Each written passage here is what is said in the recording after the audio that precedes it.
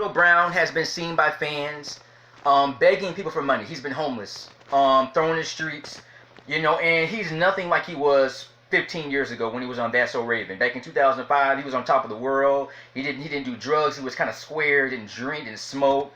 He was doing interviews, well loved. He was still doing Disney shows, and people loved him. He was invited to the red carpet. How he turned to drugs, I do not know. Unless he writes a book about his life in 10 years, maybe. It may be 8 to 10 years. He might write a book about his life and tell people why he ended up the way he did. But he's been seen by fans on the streets, and there were fans driving around, people driving, and somebody spotted him. They say he's a kid from That's So Raven, the black kid from That's So Raven. They picked on him, and he walks off. He's holding a suitcase.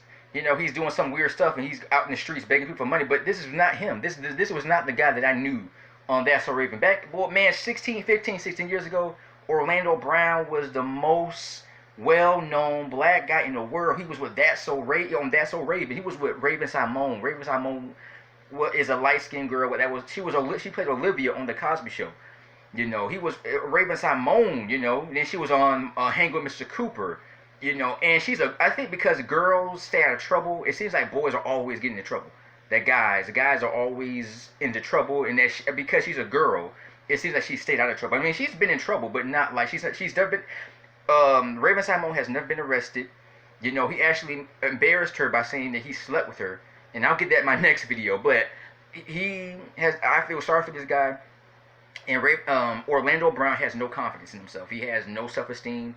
What he needs to do is stop doing drugs, stop drinking, stop partying, get his life together, get a job, clean himself up.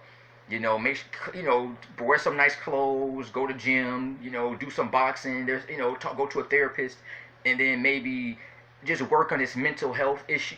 His mind, his thinking is messed up. There's something wrong with his cerebrum. If he can get his therapist, then maybe somebody can help him with his problems. I believe he can get back in 2-3 years. He'll be doing TV shows and movies again.